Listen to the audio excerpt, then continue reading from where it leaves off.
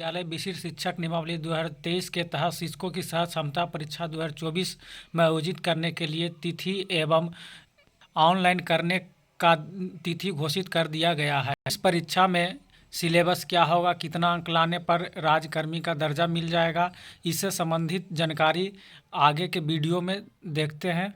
बिहार विद्यालय परीक्षा समिति के द्वारा परीक्षा का आयोजन किया जाएगा, जिसका पत्रांक 50/2024 दिनांक 25/1/2024 को जारी कर दिया गया है। बिहार विद्यालय विशिष्ट शिक्षक नियमावली 2023 के नियम 4 के आलोक में स्थानीय निकाय शिक्षकों की प्रथम छह क्षमता परीक्षा 2024 से संबंधित विज्ञप्ति प्रारूप में आवेदन पत्र प्रारूप का अनुमोदन प्रदान करने के संबंध में लेटर जारी हो गया है। इस नियमावली के तहत सभी नियोजित शिक्षक राज्यकर्मी का दर्जा प्राप्त कर लेंगे। यह परीक्षा ऑनलाइन माध्यम से होगा, जिसका ऑनलाइन माध्यम फॉर्म भरने की तिथि है 1/2/2024 से 15/2/2024 तक। आवेदन पत्र है जो स्वीकार किया जाएगा। इस परीक्षा जो होगा बहुविकल्पीय होगा। प्रत्येक प्रश्न में 1 अंक मिलेगा और नेगेटिव मार्किंग की व्यवस्था नहीं है। गलत करने वालों को भी अंक नहीं काटा जाएगा। सही उत्तर के लिए 1 अंक दिया जाएगा। राज्य के प्राथमिक, मध्य माध्यमिक, उच्च माध्यमिक कक्षाओं के लिए निर्धारित पाठ्यक्रम के अनुसार पढ़ाए जाने वाले सभी विषय का विवरण निम्नलिखित है। पहला है प्राथमिक विद्यालय के कक्षा 1 से 5 के शिक्षकों के लिए विषय एवं कोड है। जो विषय है शिक्षा का विषय जो है भाषा एवं सामान्य विषय है, जिसका कोड है 301। दूसरा है 6 से 8 के शिक्षक के लिए, जिसका है हिंदी के लिए 401, बांग्ला, मैथिली, अंग्रेजी, संस्कृत, अरबी, फारसी, भोजपुरी, उर्दू, गणित एवं विज्ञान, समाज विज्ञान, योग एवं शारीरिक शिक्षा, संगीत, इस प्रकार से सबका कोड है 401 से 413 तक। माध्यमिक विद्यालय के शिक्षक 9 से 10 के शिक्षकों के लिए विषय कोड है 101 से निर्धारित करके 115 तक लिया गया है। फिर आगे 117 तक रखा गया है। 11 से 12 के लिए कोड है 201 से 234 तक। इसका जो पाठ्यक्रम होगा बिहार लोक सेवा आयोग द्वारा आयोजित टियर 1 और टियर 2 के निर्धारित पाठ्यक्रम है। प्रश्न पत्र पैटर्न जो है 150 प्रश्न का होगा। कक्षा 1 से 5 के लिए भाषा 1 में भाषा होगा, भाग 1 में भाषा, भाग 2 में समान अध्ययन और भाग 3 में समान विषय होगा, जिसमें भाग 1 में भाषा के 30 प्रश्न, भाग 2 में 40 और भाग 3 में 80 प्रश्न होंगे। उसी प्रकार 6 से 8 के लिए 150 प्रश्न होंगे। उसमें भाग 1 में भाषा 30 प्रश्न, सामान्य भाग अध्ययन में 40 और संबंधित विषय से 80 होगा। 9 से 10 में भी इसी प्रकार है, भाषा, समान अध्ययन और संबंधित विषय 30, 40, 80। 11 से 12 के भाषा भाग 1 में भाषा, भाग 2 में सामान्य अध्ययन, भाग 3 में संबंधित विषय, जिसके 30, 40, 80 पैटर्न उसी प्रकार से सेम है। 150 क्वेश्चन का होगा। सिर्फ इसमें जो संबंधित विषय है उसका 80 प्रश्न सबका अलग अलग होगा।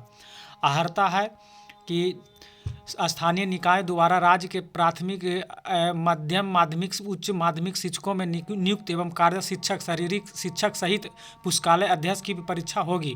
परीक्षा शुल्क है जो सामान्य कोटि के अभ्यर्थियों के लिए परीक्षा शुल्क 1100 रुपया है। 6 क्षमता पुरस्कार कंप्यूटर बेस्ड टेस्ट CBT के माध्यम से आयोजित की जाएगी। इसका समय जो 2 घंटा 30 मिनट की होगी। उत्तीर्णांक है सामान्य प्रशासन विभाग के संकल्प संख्या 2374 दिनांक 16/7/2024 के अनुरूप सह क्षमता परीक्षा का न्यूनतम उत्तीर्णांक निम्नवत है। सामान्य कोटि यानी जनरल के लिए है जो 40% लाना जरूरी है। पिछड़ा वर्ग BC 36.5% अंक। अत्यंत पिछड़ा वर्ग EBC के लिए 34% अंक लाना जरूरी है। SC ST अनुसूचित जाति अनुसूचित जनजाति के लिए 32% अंक लाना है। दिव्यांग के लिए 32%, महिला के लिए भी 32% अंक लाना जरूरी है। 6 क्षमता परीक्षा 2024 उत्तीर्ण सभी अभ्यर्थियों के उत्तीर्णता प्रमाण पत्र निर्गत किया जाएगा। परीक्षा फॉर्म भरते समय शिक्षकों को 3 जिलों का विकल्प देना अनिवार्य है। शिक्षक अभ्यर्थी द्वारा भरे गए आवेदन सबमिट करने के उपरांत संबंधित जिला कार्यक्रम पदाधिकारी स्थापना के लॉगिन में किया जाएगा। तत्पश्चात जिला कार्यक्रम पदाधिकारी स्थापना द्वारा जांचोपरांत इसे अंतिम रूप से सबमिट किया जाएगा, जिस पर जिला कार्यक्रम पदाधिकारी स्थापना को डिजिटल हस्ताक्षर किया जाएगा। जो आवेदन आप लोग भरेंगे वो चल जाएगा जिला पदाधिकारी DEO के पास स्थापना में। वहाँ से फिर डिजिटल साइन से आगे बढ़ जाएगा। सत्यापन किया जाएगा कि आप सही अभ्यर्थी हैं कि गलत अभ्यर्थी हैं। सही पाए जाने पर आगे कर दिया जाएगा, गलत किए रहने पर फिर से उसे रद्द किया जाएगा। सत्यापन के दौरान जिला कार्यक्रम पदाधिकारी स्थापना या आश्वस्त हो लेंगे कि शिक्षक अभ्यर्थी सक्षम स्थानीय निकाय द्वारा वास्तव में नियोजित शिक्षक है, मतलब वास्तव में वो जो शिक्षक है नियोजित है कि नहीं। परीक्षा फॉर्म भरते समय शिक्षक अभ्यर्थी द्वारा खासकर पिता, पति का नाम, जिसका पिता है पिता का नाम, पुरुष पिता का नाम, अगर महिला है तो पति का नाम, जन्मतिथि, और जो जिसका शादी न हो उसका पिता का नाम ही रहेगा, जन्मतिथि एवं योगदान की तिथि इत्यादि सही भरा जाएगा, गया है कि नहीं, इसका भी मिलान करने के बाद ही सबमिट किया जाता है। परीक्षा देने के पश्चात मूल प्रवेश पत्र गुम होने की स्थिति में शिक्षक अभ्यर्थी को दोबारा सक्षमता परीक्षा देना होगा। जो एडमिट कार्ड पर साइन करके जो मिलेगा मूल प्रवेश पत्र में आधार कार्ड को मिलता है, अगर वो भुला जाता तो फिर से आपको परीक्षा देना पड़ेगा। सक्षमता परीक्षा फरवरी 2024 के अंतिम सप्ताह में होने की संभावना है। क्लियर नहीं है, लेकिन 2024 में जो फरवरी के अंतिम महीना में परीक्षा हो जाएगा, जिसके लिए फरवरी के तृतीय सप्ताह में प्रवेश पत्र, माने फरवरी के तीसरा सप्ताह में एडमिट कार्ड मिलेगा और चौथा सप्ताह में उसका डेट रहेगा एग्जाम का। किसी भी अपरिहार्य कारण, किसी भी कारण इसका जो विज्ञप्ति के माध्यम से दी जाएगी अगर तिथि में परिवर्तन होता है तो। समिति द्वारा निर्गत प्रवेश पत्र को शिक्षक अभ्यर्थी द्वारा डाउनलोड किया जाएगा। डाउनलोड किए गए प्रवेश पत्र को जिला कार्यक्रम पदाधिकारी स्थापना द्वारा माह दिसंबर 2023 के वेतन भुगतान का सत्यापन वेतन भुगतान पंजी से कर भौतिक हस्ताक्षर के उपरांत अपलोड किया जाएगा। शिक्षक अभ्यर्थी का आधार कार्ड, नियोजन इकाई द्वारा निर्गत नियुक्ति पत्र एवं फोटो का मिलान कर ही जिला कार्यक्रम पदाधिकारी स्थापना द्वारा प्रवेश पत्र पर हस्ताक्षर किया जाएगा। माने जो आपको एडमिट कार्ड मिलेगा उसमें डीईओ का फिर साइन होगा, जिला कार्यक्रम पदाधिकारी जिला में जो रहते हैं उनका, उसके बाद ही आपका एडमिट कार्ड वैलिड होगा, उसमें भी दिसंबर माह का वेतन के अनुसार। वैसे शिक्षक अभ्यर्थी जिन्हें सक्षमता परीक्षा देनी है उन्हें ऑनलाइन परीक्षा हेतु कंप्यूटर पर आवश्यक प्रैक्टिस करने की सलाह दी जाती है।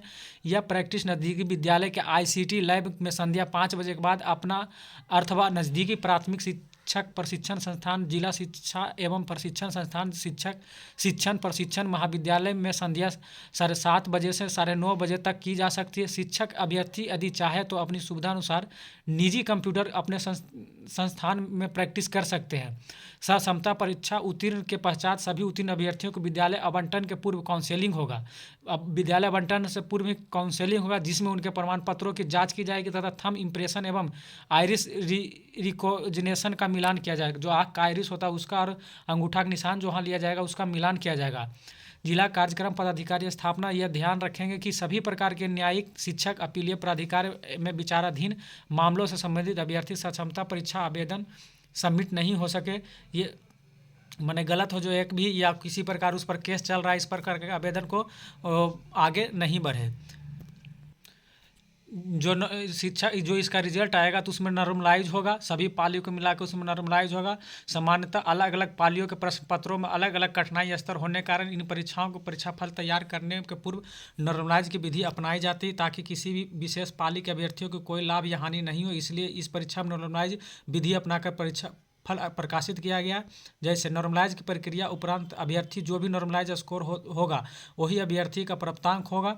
अभ्यर्थी को उत्तीर्णता अथवा अनुत्तीर्णता का निर्धारण इसी प्राप्तांक नॉर्मलाइज आधार के पर कंडिका संख्या 9 में दिए गए उत्तीर्णांक प्रतिशत के अनुसार होगा, ना कि रा मार्क्स के में जितना नंबर आएगा उस पर नहीं होगा। उस पर जब नॉर्मलाइज किया जाएगा तो किसी का घट भी सकता है, किसी का बढ़ भी सकता है, किसी का बराबर भी रह सकता है, इस आधार पर होगा। उदाहरण स्वरूप किसी सामान्य श्रेणी के अभ्यर्थी 150 अंक परीक्षा में रा मार्क 61 है तो नॉर्मलाइज प्रक्रिया को उपरांत उसका नॉर्मलाइज स्कोर 59.10 आता है तो निर्धारित उत्तीर्णांक जो है 150 का 40% 60 अंक होता है। प्राप्त नहीं करने के कारण अभ्यर्थी का रिजल्ट अनुत्तीर्ण यानी असफल घोषित कर दिया जाएगा। यदि परीक्षा में गलत उत्तर है तो निगेटिव मार्किंग का प्रावधान नहीं है, किंतु नॉर्मलाइज की प्रक्रिया में अपेक्षाकृत अधिक प्रश्नों को गलत उत्तर दिए जाने की स्थिति में नॉर्मलाइज स्कोर में ऋणात्मक प्रभाव आ सकता है। इसका मतलब यह हुआ कि आप अधिक गलती कर देते हैं तो नॉर्मलाइज करिएगा तो आपका नंबर ज़्यादा आते हुए भी जा सकता है, कम जाएगा। ऑनलाइन परीक्षा आवेदन पत्र भरने एवं परीक्षा शुल्क जमा करने की तिथि जो है कंडिका 6 के अनुसार जो है 1/2/2024 से 15/2/2024 तक ही स्वीकार किया जाएगा। अभ्यर्थी समिति की वेबसाइट https://bsebsक्षमता.com पर जाकर क्लिक करना होगा और उसके बाद इसमें 2024 का लिंक खुलेगा जिसमें आवेदन ईमेल आईडी मोबाइल नंबर डालकर लॉगिन कर उसको आगे भर सकते हैं। जब तक रिजल्ट नहीं आता है जब तक ये जो मोबाइल नंबर ईमेल आईडी भी बचा करके रखना है कि नष्ट ना हो। जो परीक्षा का फॉर्म भरेंगे उसमें 3 गो प्रक्रिया है, 3 प्रकार प्रक्रिया करना है। सबसे पहले पंजीयन करना है, फॉर्म भरना है, भुगतान करना। पंजीयन में प्रथम बार अभ्यर्थी जो है रजिस्टर नाउ कैंडिडेट पर क्लिक करेंगे। उसके बाद एक पेज खुलेगा, उसमें सब कुछ भरने के बाद मोबाइल और ईमेल पर OTP जाएगा।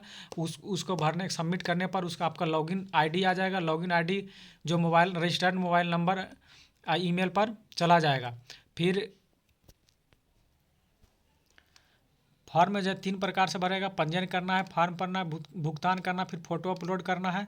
उसके बाद जो प्रमाण पत्र जमा करना है, मैट्रिक प्रमाण पत्र, इंटर स्तर का प्रमाण पत्र, स्नातक है, स्नातकोत्तर है, BEd DLEd जो भी आपका डिग्री या कोई प्रशिक्षण लिए उसका लगेगा। फिर आरक्षित श्रेणी आवेदकों को सक्षम प्राधिकार से निर्गत जाति प्रमाण पत्र, आधार कार्ड, TET सीटेट एस्टेट से उत्तीर्णता प्रमाण पत्र, नियोजन इकाई द्वारा जारी नियुक्ति पत्र, दिव्यांग हैं तो दिव्यांग से संबंधित प्रमाण पत्र लगेगा। अभ्यर्थी आवेदन पत्र भरने के पूर्व व्यू बटन को क्लिक कर अपने द्वारा भरे गए ऑनलाइन परीक्षा फल आवेदन पत्र को पुनः जांच कर लें। यदि ऑनलाइन भरे गए आवेदन पत्र में कोई त्रुटि हो तो एडिट बटन को क्लिक कर अपना वांछित विवरण सुधार करते हुए अपने आवेदन से सुरक्षित रखने का और सेव करें। अगर किसी प्रकार का गलती तो फिर एडिट बटन पर जाकर उसे सुधार कर सकते हैं। अभ्यर्थी का जो ID पासवर्ड होगा भविष्य के लिए सुरक्षित रखेंगे। यह ID पासवर्ड समिति कार्यालय कदापि नहीं भेजें। किसी भी प्रकार का जो ID पासवर्ड आपको जनरेट होगा लॉगिन ID उसको किसी को नहीं भेजना। उसमें गोपनीयता अपने आप बनाए रखना, किसी को पासवर्ड नहीं बताना है। जो आपका आवेदन है ऑनलाइन ही सिर्फ होगा, आवेदन ऑफलाइन नहीं होगा। और ऑनलाइन के अलावा किसी भी प्रकार से आपका आवेदन नहीं स्वीकार किया जाएगा।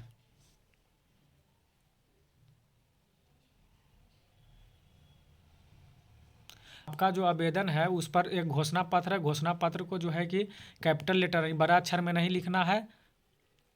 इसमें एक महत्वपूर्ण जानकारी यह है कि अगर आप EWS कैटेगरी में आते हैं तो उस समय भरते समय EWS को ही क्लिक करेंगे, ना कि EBC को। जिस कैटेगरी में आते हैं उसी कैटेगरी को चूज करना है। देखिए इस प्रकार से भरना है। पहले नाम भरना है, फिर किस क्लास में आप टीचर हैं, 1 से 5, 6 से 8, 9, 10, 11, 12, 9, 10, 11, 12 लाइब्रेरियन। इस प्रकार से फ़ोटो साटना है।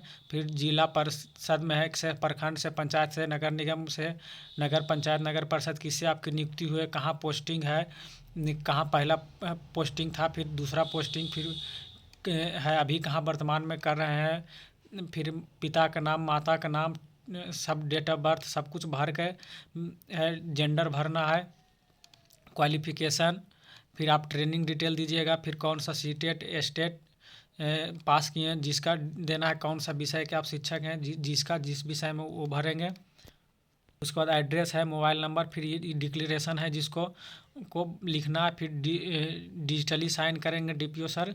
उसके बाद आपका साइन रहेगा, उसके बाद फाइनल हो जाएगा। अगर वीडियो अच्छा लगे तो लाइक और सब्सक्राइब करें।